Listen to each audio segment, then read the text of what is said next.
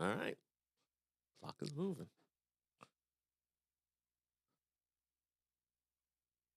This is the Grow Business Podcast with Cory Mosley. The clock is moving. Are you ready now? Are you all set? I'm all ready. You ready? Ready, Freddie?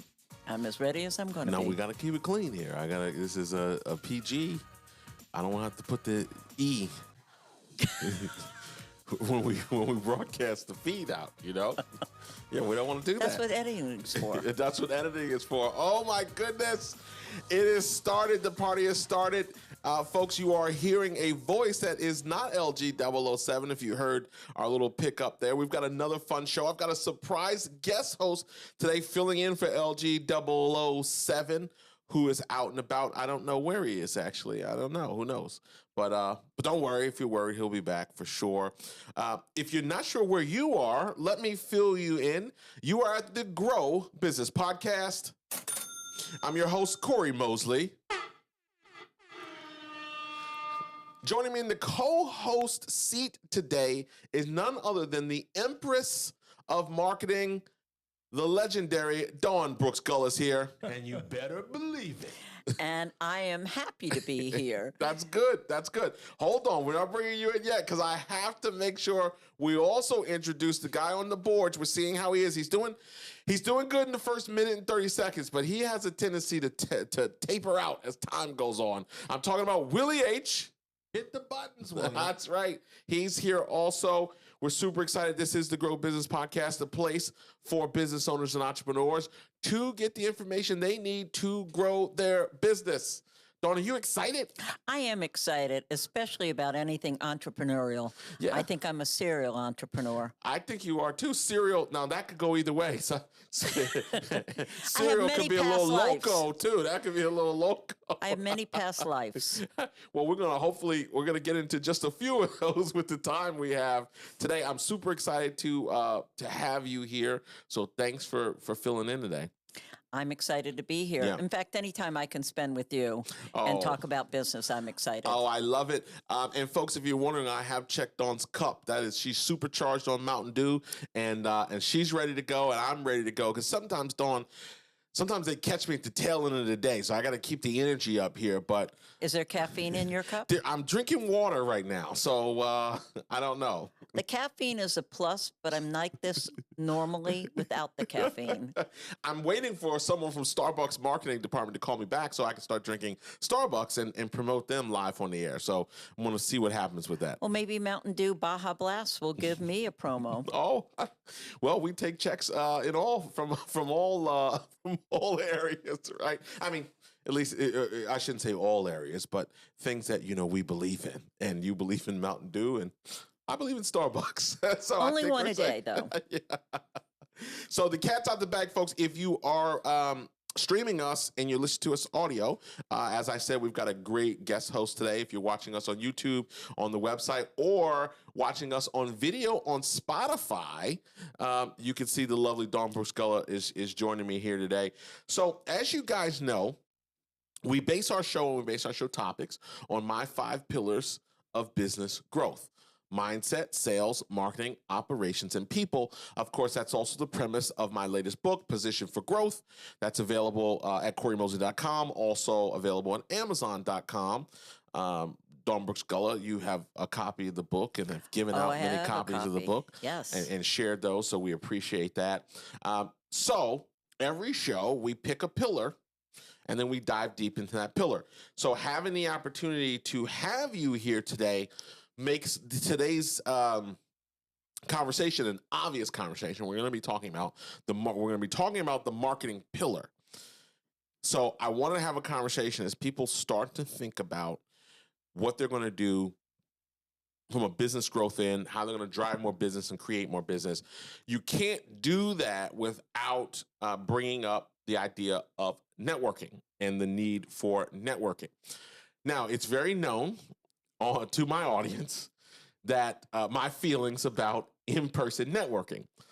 But I think it's completely necessary to do a show about in-person networking. So I wanted to have an expert. You've got 40 years in networking experience. You also are the executive director and franchise owner of BNI Central Virginia.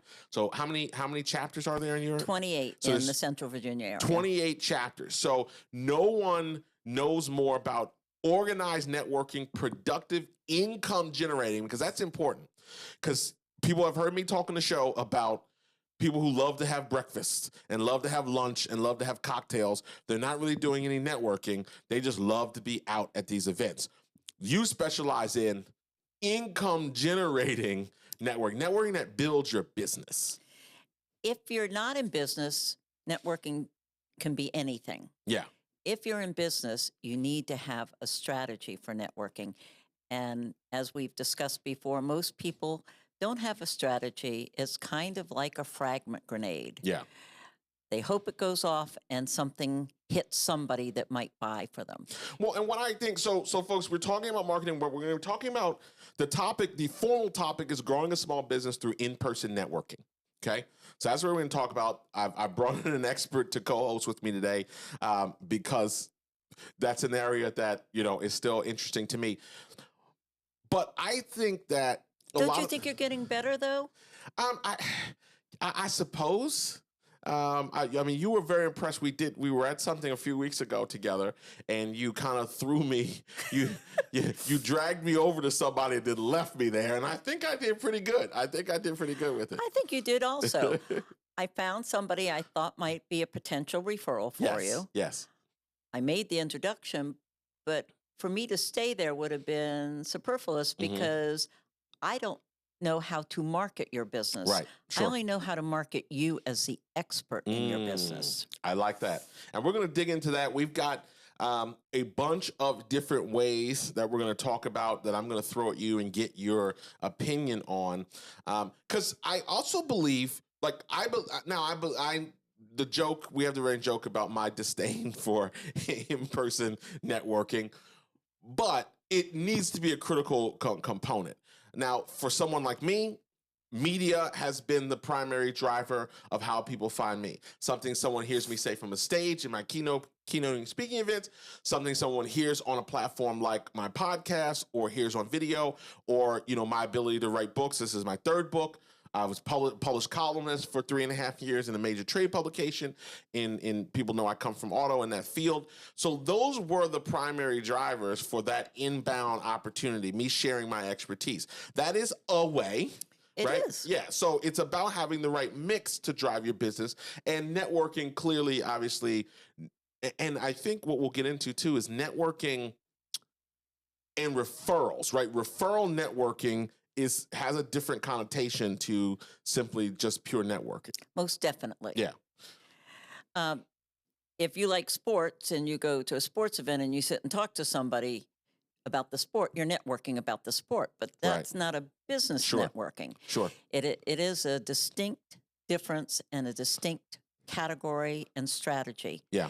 And just like you have multiple pillars to your strategy, your growth strategy, one pillar does not hold up a business. That is correct. And so it can't just be networking. That's correct.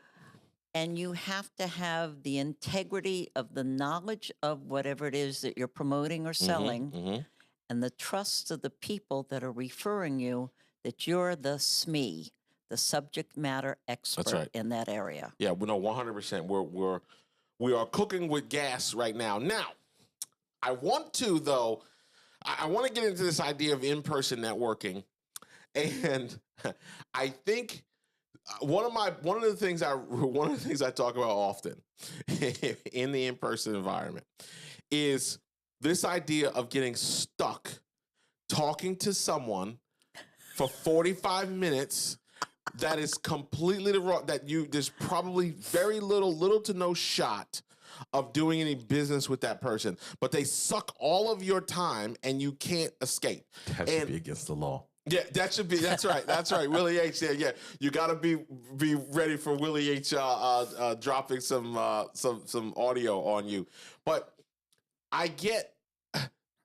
now I say that too from my world, because once I identify myself in any capacity as a business coach, business consultant, business growth consultant, media, anything like that, inevitably in a room of entrepreneurs or business owners or entrepreneurs, somebody wants to start an impromptu free consulting session? Of course they do. They want to pick your brain. Yes, that's dangerous. Depending on the situation, you could have a strategy for saying, I'd love to talk to you about that. My usual fee for that is $475 an hour. When would you like to set an appointment? Yes. That definitely clears the field. It does clear the field. Because I get that on LinkedIn a lot. I constantly get, oh, we've got this fantastic product that we'd love to get your opinion on and love to get your feedback. And when I write back, I'm currently only doing fee-based consulting right now. You can't, it's crickets. It's amazing how fast people disappear when they have to invest. Of course they do. And I don't think it's done maliciously. Yeah. I think people are so desperate because they don't have a process or a strategy, and they've been caught so many times by people that want to suck the life out of their time that they don't know any other way to respond. Right. So that's why you need to have a strategy. So you need to know what your purpose is, who you need to meet, where they hang out, and what you're going to say, and you have to have an escape mechanism. Well, so I want to jump to that because we'll come back to the other stuff. Like nobody, I want to know right now, how do I get out of conversations that I don't want to be in, or I've identified that this person's probably not someone. Now, again, it's not disingenuous, right? Like you're not literally going up to people saying, do you want to do business? Do you want to do business? That's not the point of a networking event. But you certainly want to be spending time creating relationships with people that are your ideal audience, not just sitting around to talk to be nice. Absolutely. But here's the one thing that you are forgetting, that you never know how deep the pool of potential referrals are that person might have access to. Right. So the first But thing... how do I know? But I can't hedge against that. In every instance, in a 2-hour, a 6:30 to 8:30 function, I can't be talking to the wrong person because they might know somebody. Well, there's a couple of strategies I use. Some of them are nicer than others. Okay. Okay. So now I'm revealing deep, dark secrets, and hopefully That's what we like here. I don't get caught in this. So I've been talking to you for half an hour. Or actually, you've been talking to me for a half an hour because you're promoting what you do and how fantastic you are and how much I need what you have. And I know that I don't need what you have. Right. I can look around the room and see if there's anybody I can see there that might make a potential contact for you. That would be a gracious thing to do. Yeah. Okay. And say, as you've been speaking to me, one of the things I realized is that so-and-so might be a good contact. I see them over there. How about if I bring you over there and introduce you? Once I introduce you, that's your way out. Yeah. That reminds me of the movie Boomerang. It's from the 90s with Eddie Murphy. And there's a scene where he's talking to Halle Berry at a social event, and they're having a weird conversation about how other men don't find other men attractive and how he doesn't, he would never say, he thought Billy D. Williams was cool, but he didn't want to get with Billy D. Williams, right? So, and it's a weird conversation. She's weird. He's got this friend Gerard in the show, played by another comedian. And he's like, you know what? You need to meet Gerard. And he goes and grabs Gerard and puts Gerard with her and says, I think you guys will have a lot in common. In his mind, he's saying they're both weird, so they have a lot in common. And then he steps out of the conversation and goes to do something else. And that's basically what it is. Yeah. If you can do it authentically and there's actually somebody it makes sense, it's better. Right. But sometimes you just need to introduce them to anybody else. I generally go, oh my goodness, is that my pager going off? I like the... Your pager? What decade are you in? Do you have a rotary phone over there next to you? Things are making a comeback, Dawne. Things are making a comeback. So I love that. All right, so let's get into this list a little bit, all right? Okay. And give me your thoughts on it. So the first one I have on the list, folks, we're talking about growing your business through in-person networking, and we're doing it with the Empress of Networking here. No, I do not know anybody on the planet that knows more about networking and referral-based marketing. You and Bill Gates are the two. So if I had to pick the male Dawne Brooks Gulla, What about Keith Ferrari? I don't know him personally. Oh, I've been in an okay. event with him. I don't know him personally. Okay. So I know, but I'll take you over Keith Ferrazzi. I'm cuter. Yes, indeed. So you guys got to go to YouTube so you can validate that, right? And check us out on YouTube. Okay, so let's hop into the list.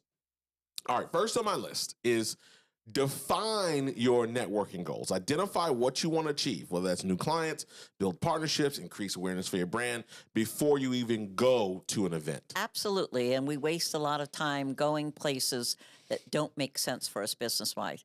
You have a finite amount of time. Just like with anything else, you need to take and dole out that time based on the return on investment and return on referrals. If you're going someplace just to have fun, that's okay. Right. But if you're going someplace and you're looking to get business, it needs to make sense. And so what I say to people is you need to fish where the fish you want are swimming. If you're looking for a whale, you won't find them in a pond. And if you're looking for a minnow, you're not going to find them in the ocean. So I think about comedians. So what big comedians will do, the ones that have the Netflix specials and all those things, before they tape the Netflix special, they will go around the country and they'll go into yokel comedy clubs and try out the material to see what lands and what doesn't. And then they take the best of that, and that's what you see on the special. Right. Jay Leno was really good at that. Okay. So I feel like, is there a model? Is there a method here? Would you recommend that idea too? Yes, I want a big corporate client, or I target C-suite people. But should I go to some ones before I get to the big stage, right? So I get some of these things we're going to talk about, my pitch down, my elevated pitch, my intro, that thing. Do you think, is that a strategy that you would suggest, or what do you think about it? It depends on how much of a neophyte you are. Okay. Okay. If you've been in business or in your particular business for a very short time, you need that practice. Okay. If you've been around a little bit longer, then you need to look at where you know your clients are. And that's back to fishing where the fish you want are. Right. So if I was looking, you said your industry was auto dealerships. I wouldn't expect the auto dealerships to be at the beauty supply conference. Sure. Okay. Sure. So because I love networking, if somebody says, would you like to go? I usually say yes before I know where it is. Right. Okay. That's not a strategy for business, building my business. If I'm looking for a certain type of client, I'm going to go where that client is. Gotcha. So one of the things that BNI has is we have what we call the firm in every one of our chapters. So we have a financial advisor, an insurance person, a realtor, and a mortgage person.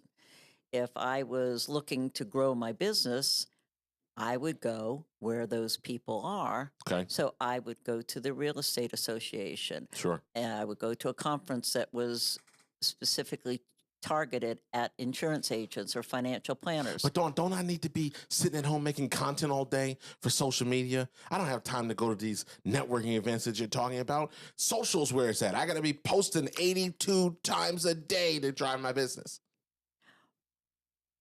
You do need to be on social media. There's no two ways about it. Okay. And if you don't have something visual, people want to look at something. They go, oh, this makes sense. I'll look at it more. Nope, this doesn't make sense, and they scroll back. Right. It's not like in the olden days where, you were trying to figure things out. It's out there. You just have to put a couple words in Google. Who knew Google would be a verb? Right. I'm going to Google it. You're going to find Sure. it, and you know where to go. That being said, all things are not created equal. Yeah. So there's a difference between something that's a social event, something that's a business event. There's a group called Encorepreneur here in Richmond. Okay. I like Encorepreneur. They have people that started it that had been in other businesses, thought they wanted to retire, found out that wasn't the life they wanted, and so they do these monthly socials. Gotcha. There's all kinds of business professionals there. Some of them are my target market. Some of them aren't. But because they've been in business so long, they know people in my target market. Right. So making sure that I know what to say to make them say to me, tell me more. Right. And I think what happens is that we go to these things and we regurgitate way too much information, and people can't assimilate it. And so they don't want to know anymore. They just want to say next. So what you have to do is say something that was going to intrigue people so that they ask you to tell them more. And now they've given you permission to tell them more. And so you're not feeling that need to escape because you've been given permission to tell them more. I like that. One of your other things that you talk about, because we've had this conversation about me being an introvert and techniques for dealing with that to still make a person a good networker. You can be a great networker even as an introvert. And, one of your little tips in its simplicity, it's so powerful, is simply just keep asking the other person questions. Open-ended question. It has to be an open-ended question, because a closed question, Cory, do you like this event? No. Now I've got to think of something else to say to you. But if I asked you, Cory, what brought you to this event today? But, so when I hear you say stuff like that, this is not applied to the average business owner, only because I'm a student of the game. If someone says when people say those types of things to me at a networking event, I feel like it's just like I can feel an Amway pitch coming.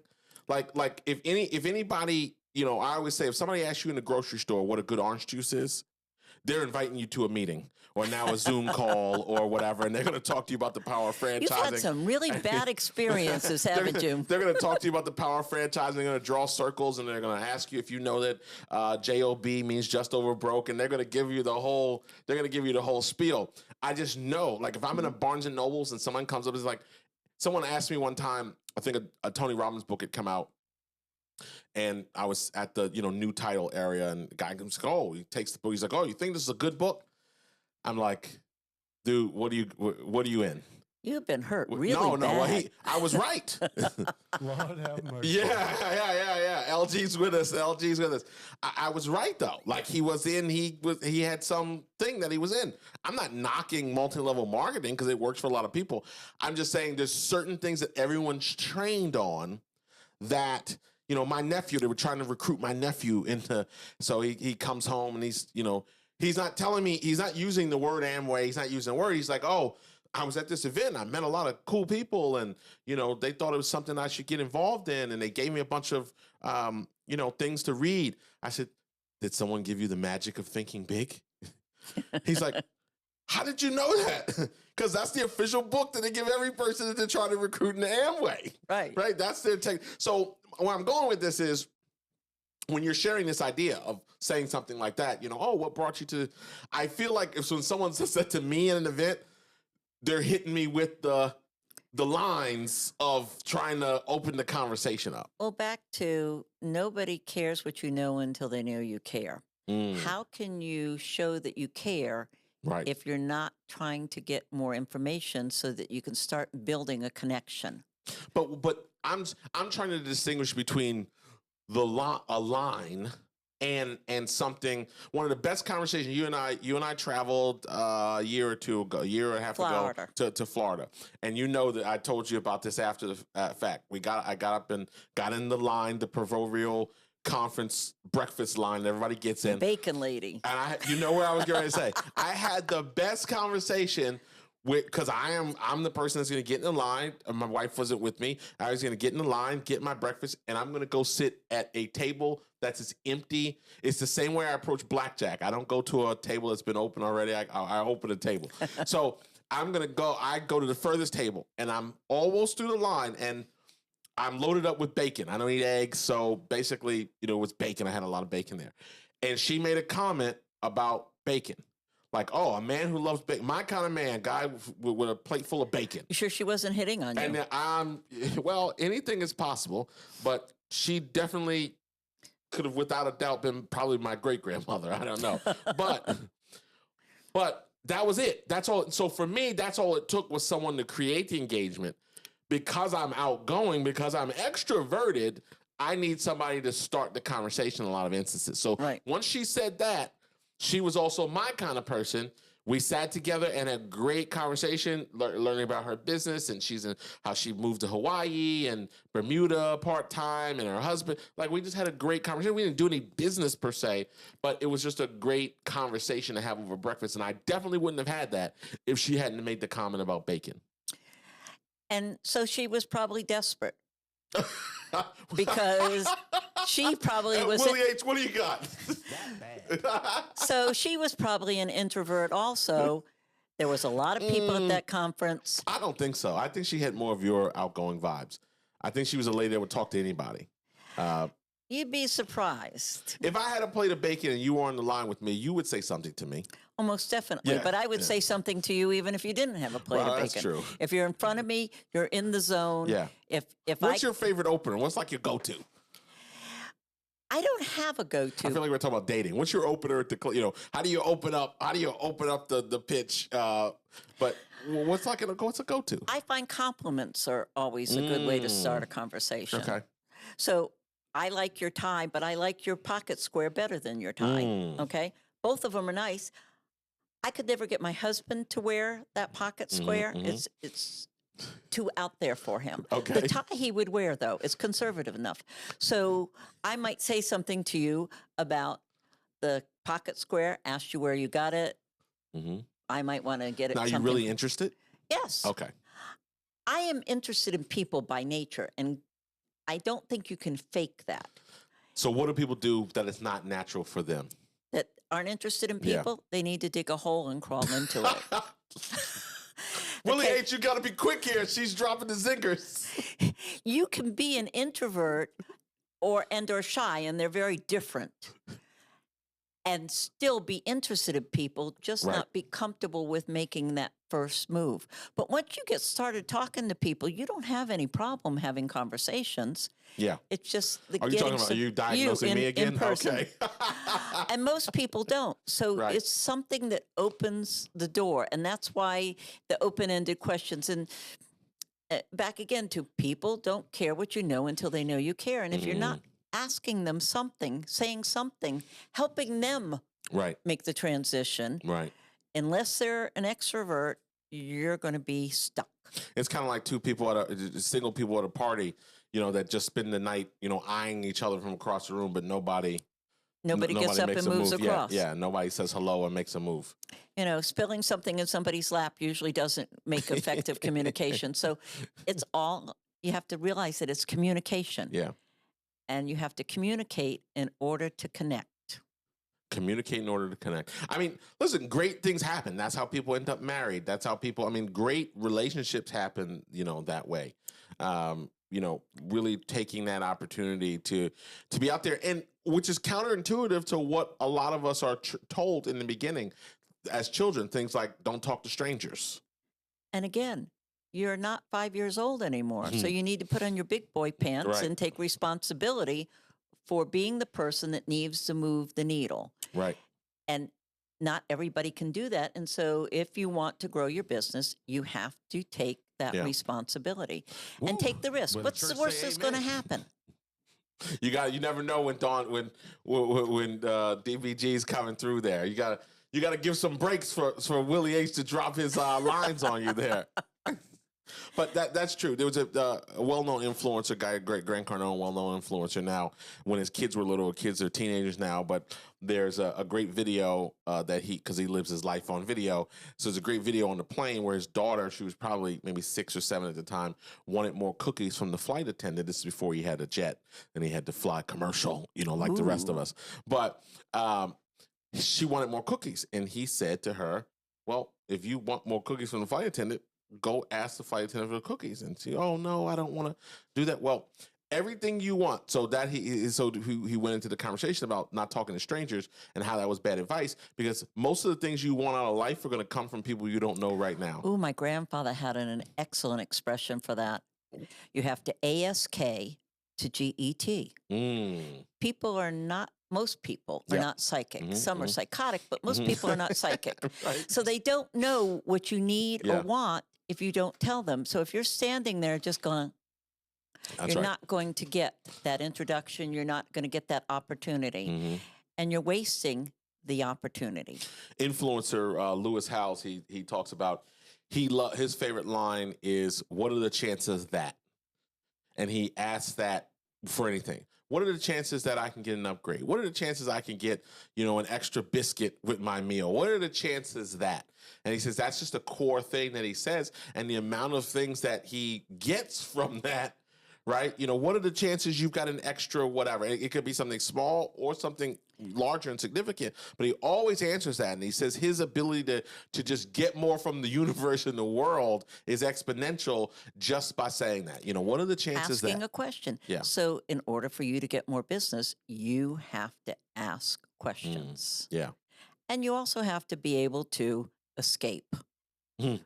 Yeah, that's right. Particularly on the topic of in-person events. All right, let me get to a couple more of those because we'll be here we're way past closing time. So I'm going to throw a couple at you. Number one is, or the next one, I should say, choosing the right events, right? And you talked about this a little bit. So attending industry conferences, local business meetups, or association gatherings where your target audience is likely to be. I think we covered that already. So I'm just going to keep going because you talked about target audience and fish where the fish are swimming, I think is the analogy. The fish you want to catch are swimming. The fish you want to catch. So this next one is perfecting your elevator pitch. Be ready to introduce yourself and your business in 30 to 60 seconds, highlighting what makes you unique and the value you offer. So I have a problem with the concept of elevator pitches. Please. Basically because depending on where you are, elevators take a different amount of time to get to the top. If you were in Dubai, in one of those great big giant buildings, it's going to take you DBG push. Like this is such a contrarian view. This is perfect for you. So go ahead. It might take you 12 minutes to get to the top of that. Nobody's going to want to talk to a complete stranger for 12 minutes unless you have something really fascinating to say. What do you think about, there's a lot of people that teach this, and we're both in the speaker world, National Speakers Association members. What do you think about, like, I'm all for, people have their thing. I'm good with that. I'm not really here to like down talk somebody's kind of belief system because I think there's the proverbial, there's many ways to skin a cat. But please don't. But I want to get your opinion on the people who teach, or not so much people who teach, but people who follow the premise of these elaborate like statements, like I provide unique services that exponentially expand your mind, and they're really a something whatever that could be drilled down. What do you think about people that go they just make it sound so as their kind of pitch? Well, I like that better than the one I got in Fredericksburg a couple months back. This woman grabbed me as I walked into the coffee networking event, grabbed me by the arm and said, "Do you love your family?"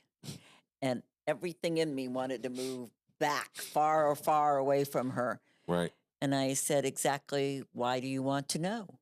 And she said, "Do you have an emergency preparedness kit that you and your family could survive for 4 weeks in a crisis?" And I said, "No." And she said, "Then you don't love your family." And I said, "And you need to move back."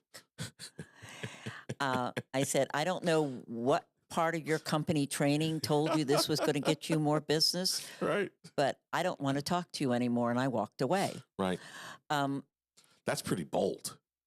You don't love your family if you don't have this. And, and there, of course, she's the answer to loving your family if you invest. Because I don't have her emergency preparedness kit. Right.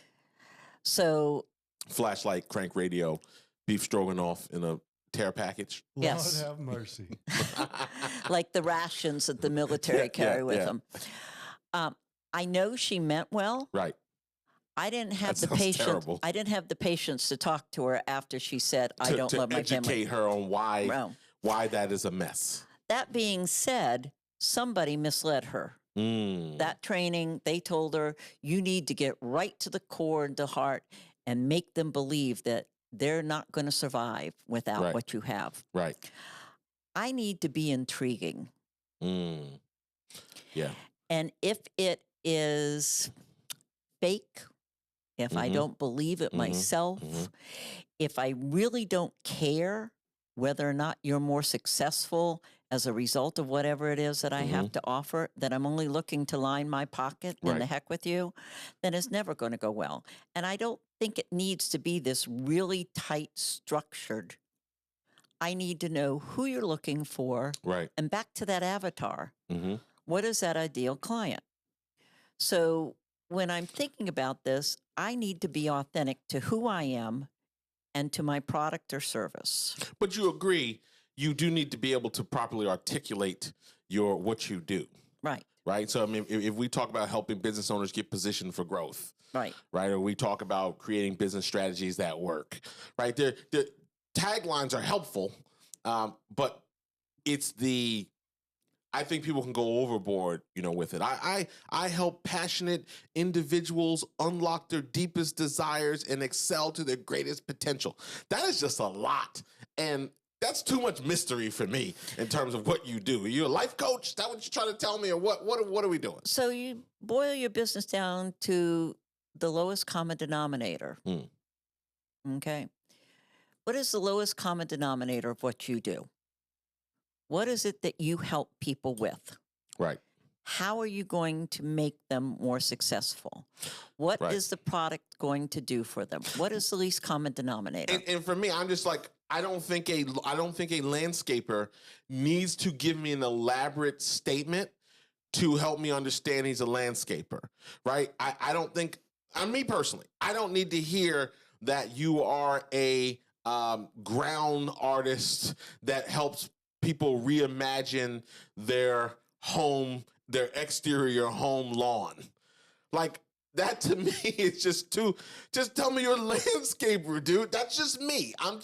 What are your thoughts about that? So like over delivery of something. I am a landscaping company that specializes in this particular area, maybe hardscapes.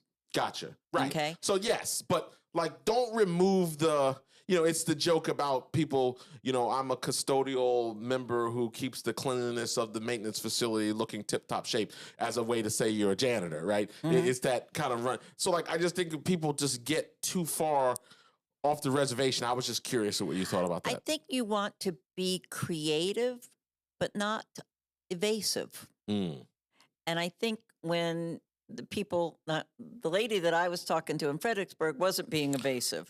Right. She was being combative. Yes. Yeah. But that bad. Willie H., I'm doing your job for you over here. He didn't shoot off a gun. Yeah, he's a little light. This is when I said that's taper because off, he likes me. He came out hot, but no, we need that, and I need his infusion in the conversation. But sometimes he just phones it in. I don't know what it is. Okay. Because we're never going to get through these, and I want to get through them. I'm gonna throw a bunch at you because we'll be here for 2 hours. Okay. And we've said, so what I like is we're covering them in our conversation anyway. Because the next one up is be genuinely curious. Right. Focus on listening, asking thoughtful questions about the other person's business. Building relationships is about giving as much as receiving. Absolutely. And if you're not in there to give something in return, you're not going to get anything. People will realize that right away. That lack of authenticity will come through, and they're going to go like this. Right. And time out, and I'm leaving. That would be like me saying, that would be like me walking into an event, and if I was there, let's say representing our video production studio, our thought leadership studio, and me just going up to him and saying, you have a website? Do you have video on your website? No, you're dumb. No one's going to buy anything from it, right? That's the equivalent of what that woman was doing there. Okay. So what do you say?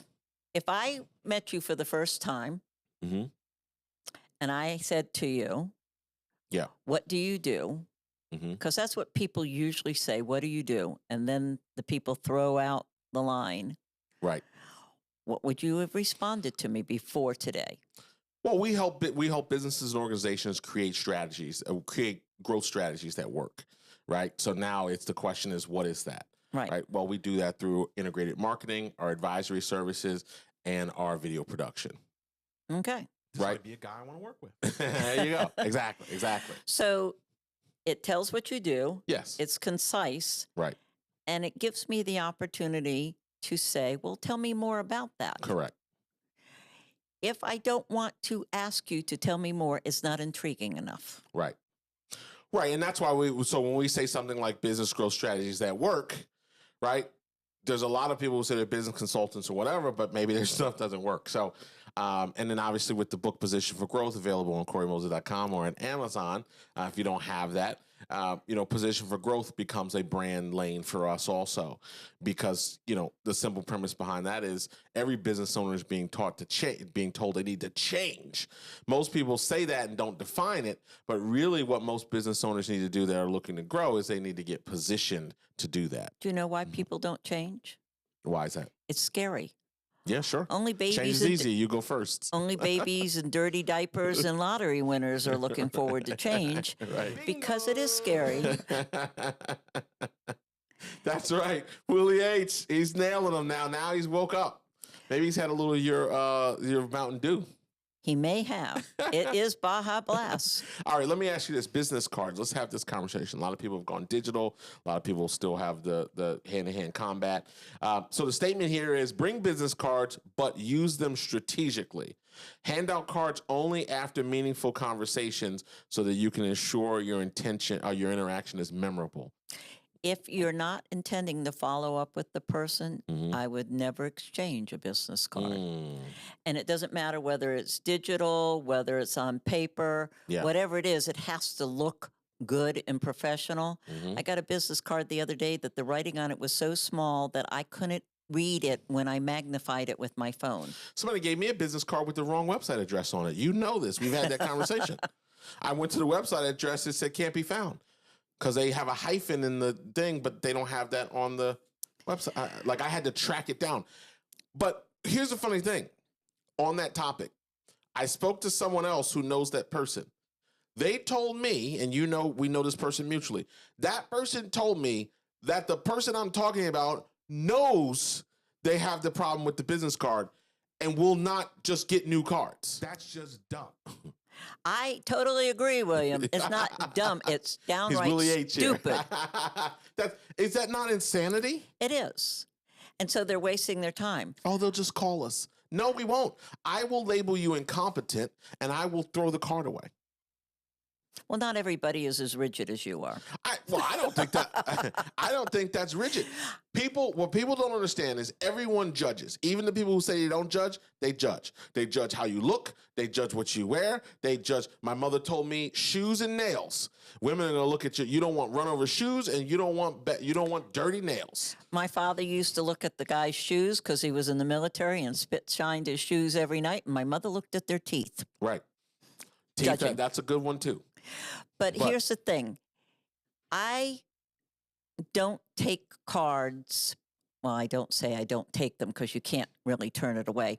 But I don't ask for cards unless I have an intention of following up with that person. Gotcha.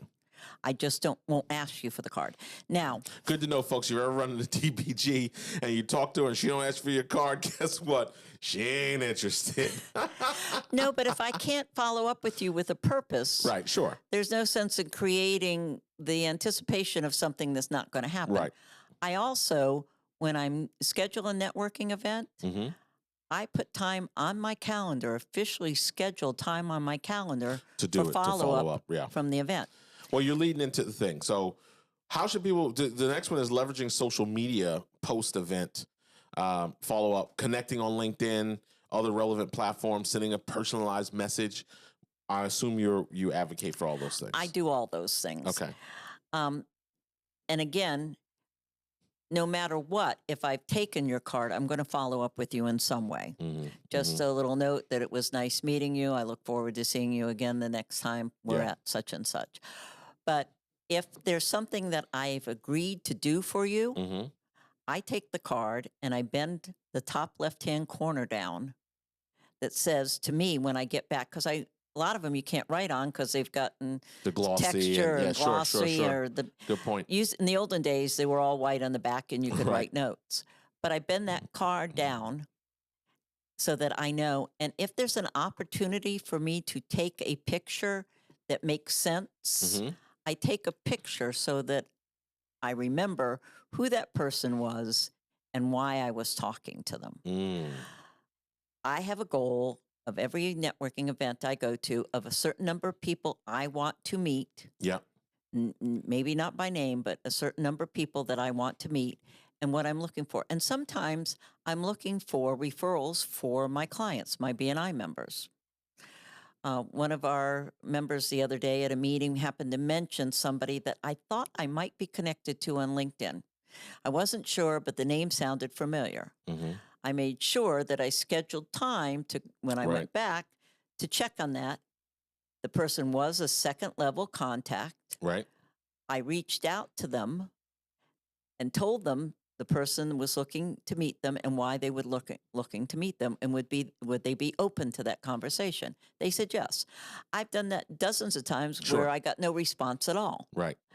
But at least I followed through. And then I followed through with the person who had mentioned the person and said, I contacted this person. He was a second level contact on LinkedIn. He's interested in talking to you. This is the time that he said he would be available. Please reach out to him. Right. LinkedIn's become a little bit of a cesspool, though, don't you think? Oh, they're offering me new jobs every day. And I'm technically, psychologically unemployable. I'm much too bossy to ever work for anybody else again. I would never know. I keep my mind, I zip it and throw it away on that one. And are you sitting here lying in front of your public? Not at all. Not at all. On the follow-up topic, though, what's your... Like, I mean, my goal is I really like to be in that 24-hour, 48-hour window. Definitely. In terms of touching somebody. I'm still old school, too. If I've got a mailing address, we still send out cards. I like that. Yeah. Yeah. It sets you apart because very few people do that anymore. Yeah. We just had a big meeting with a corporation that we had two of their executives. And so I know we went to the meeting at the office. So I know they go to the office. I know they're at the office. We had the meeting at the office. So we just come back to our office, write out the handwritten cards. And you can send the email and all that's great too. But I think it is just a memorable, nice touch, particularly when you're trying to develop that relationship and do business. Thoughtfulness matters.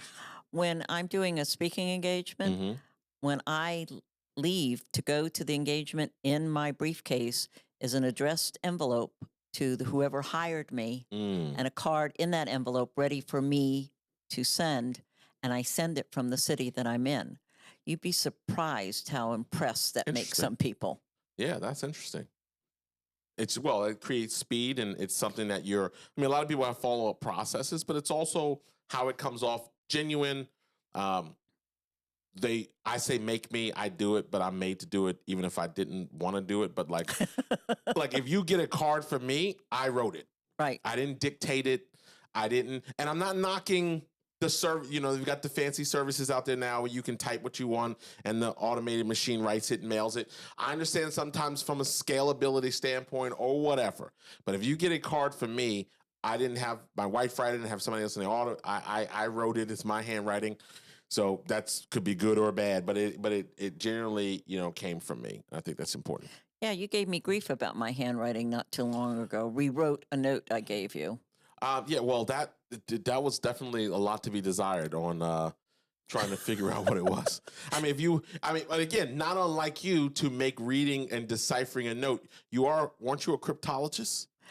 Well, or I did do crypto. Okay. But it was decoding messages. Crypto, our demographic here is very millennial, Gen X. Right. So just FYI, we're not talking about cryptocurrency. We're talking about cryptology, which is which is decoding messages. Decoding messages, yeah, exactly. Yeah, I was a civil servant working for the Navy in Norfolk, and I was working at the Naval Communications Station many years ago. Actually, probably before you were born. Okay, well, we don't have to get into that. And folks, we can't talk about it anymore. The rest is classified anyway. So, all right, so let me go back to a couple more of these, then we're going to wrap up. Offer value first. This is something I talk about in my presentations, but share a resource, an insight, or you get it, a referral that aligns with the other person's need to build trust and reciprocity. I'm very particular about giving referrals. Okay. You're the queen of referrals. I understand that. Okay. But when I give a referral, and I've referred some different businesses to you. Yes. My reputation is on the line when I give you that referral. That's right. And we also know that referrals close far more frequently than somebody going on some kind of app Right. and looking for somebody that way. And they close at a higher price. But more important to me is that my reputation is there. So I have to know, like, and trust you Right. enough. And I make it quite clear what my expectations are. So if I give you a referral, I'm going to say, I'm referring you John Jones. John Jones does this. I think he might be a client for you. John is going out of town next week and he's really interested in talking to you. Can you talk to him Right. this week? Right. If you say you can't and he needs what you provide, I'm going to say, well, since you can't, I'm going to have to bring that referral to somebody else. Right. Because if you don't follow up with them, now my reputation is at stake for having referred you. That's right. And that's why you are the best. That's right. Ooh, I like that. Flattery, flattery. Charge my battery. I love it. I love it. All right, we've got a couple here. Some easy ones. Be consistent, right? Make it a regular activity, right? Work on that. It's like working on the networking muscle, so to speak. Professional groups, participate in those community events. Focus on long-term relationships. So not just looking for quick wins, invest in building genuine, lasting connections that could lead to referrals and collaborations. And I'm going to tell you what's interesting, what's so powerful about that is when I think of origin, if I start to go back and look at, deals of various clients, I treat it almost like genealogy. Okay, I could see that. Right. I look at this deal and I go, well, where did this deal come from? Well, this deal came from something I did X, Y. So you talk about several pieces of businesses that you've referred our way. Well, now I start backing that trail. All that originated from networking, meaning us being serving on a board together is how our relationship started. But that was me. No, we're not going to tell that story. But that was me making a conscious decision because being on a board is networking as well. It is. So you're doing definitely a service, but it's networking. So had I been so opposed to that, or it's not that I wasn't busy. Everybody on that board was busy. It's a board made of people running businesses. We're all entrepreneurs. So you have people who are busy or trying to get busy in there, but that all dates back to now I can take that decision and back it up to the person, Jim Ziegler, who brought me into National Speakers Association, which then put me on the board to even meet you. Like it all dials back. They all do. Yeah, you can. And that was hey, he has kind of a similar approach to you. You need to do this. And then that's what I did, right? He didn't suggest it. He told me I needed to become a member and I need to go through these steps. But it all goes back to those decisions. And now lastly, I can back that up to agreeing to do a speaking event for him 20 years ago. So we're here right now today because of a chain of events from 20 years ago. And that's fascinating to me. Isn't that exciting? Yeah. There's one more missing element in all this, and it's gratitude. People try to build networks. They go out looking for business, but they forget to appreciate the people that gave them the business. And one of the components that I love about BNI is that we are very, very adamant about making sure that you are giving credit to the person that gave you the referral. Right. Outside of BNI, I don't know that it happens nearly enough. Yeah. So I know that I recommended you for a speaking engagement last year, and we had a great time at the event, and you did a wonderful job. You were very clear about making sure that I knew how much you appreciated that introduction. Yeah. Now, it might not have turned out to something, but it's not only turned out to that, it's turned out for additional business. Right. If I didn't feel that you appreciated it, you probably wouldn't get another piece of business for me, because it needs to be mutually beneficial. And that's the link that people miss in networking. And I think organically, not forced. Right. oh, I better do something for this person or else.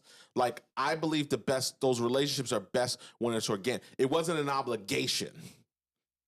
No. Right? And it didn't feel like an obligation. It was something that was part of the fabric of who we are as an organization, who I am. Like, I think that's important. But it was because we had a connection. Yeah, of course.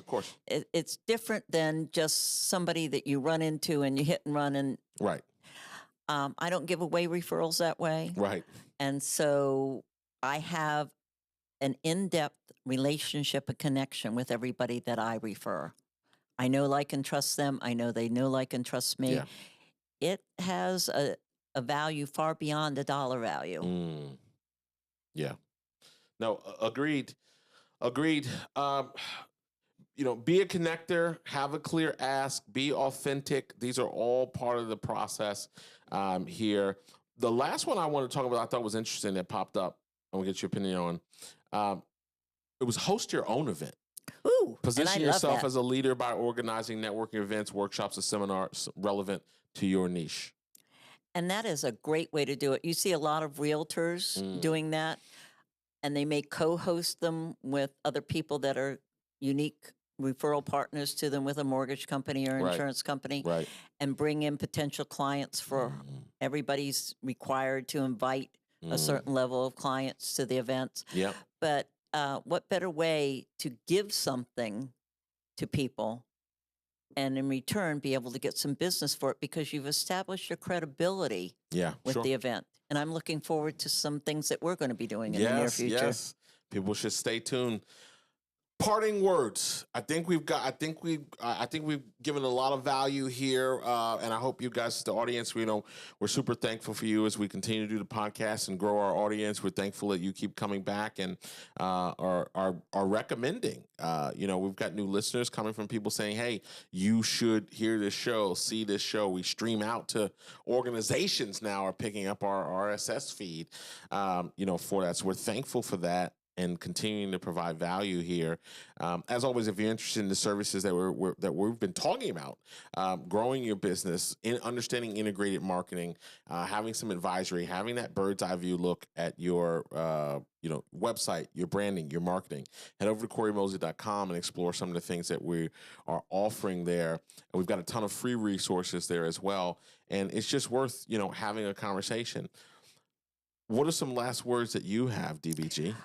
Whenever somebody gives you a referral, make sure that you're edifying them for giving you the referral to the person that they gave you the referral to. Now, again, we've got some millennials and Gen Xers. You've used a couple words today. Neophyte, that people might need to look up. Edify. We'll do, let people know what you're talking about. So, not that we don't have smart listeners, but, Well, I'm old, and so I have a lot of old words floating around in there. But when I gave you the referral to the speaking engagement that you did, you spoke to several different people at that event and spoke highly of me. 100%. Okay? So it's very easy to want, and I heard back from them. Right. That you said nice things about me. Make the person that gave you the referral look good any opportunity that you have. We don't give referrals for that reason. Sure. But why not add that as a gift, a side effect 100% of that, giving that? 100%. And so it was a delight to refer you, and there's going to be even more business coming in the near future from that, because not just because you did really well at what you did, but because you appreciated it, and it was obvious that you appreciated the referral that you were given. Yeah. Valuable insights here. DBG, Dawne Brooks Gulla, the Empress of Networking. Thank you for sitting in the co-host chair and co-piloting this thing with me today. I want to do this again. It is definitely possible, because we appreciate you here at the Grow Business Podcast, for sure. And just like your book, it takes more than one pillar to be successful. That is true. One pillar will not hold up a building. That is true. Hit it again, Willie H. She didn't hear it. And you better believe it. That was just for you. Well, folks, this wraps up another great episode, I think. Fantastic. Again, I hope you're taking some notes and taking some great feedback here. Everyone listening to this podcast should be someone who's looking to grow their business. Even if you're just starting, right? We need to grow. Even if you've been around 35 years, we have people listening to the show that have been in business for over 40 years. But what happened yesterday is different than what can happen tomorrow. You know, we have to all be adapting at the speed of change. Things are changing in our business. Technology is changing. We want to stay at the forefront, and that's what we're here to do. Bring to light and bring relevancy to some of the things that will impact your ability to grow your business. So we appreciate everything you do, and we hope you will come back next week. This has been another episode of the Grow Business Podcast. I'm Cory Mosley on behalf of myself, Willie H., and the Empress of Networking, Dawne Brooks Gulla. We thank you, and we will see you next week. Willie H., take us out.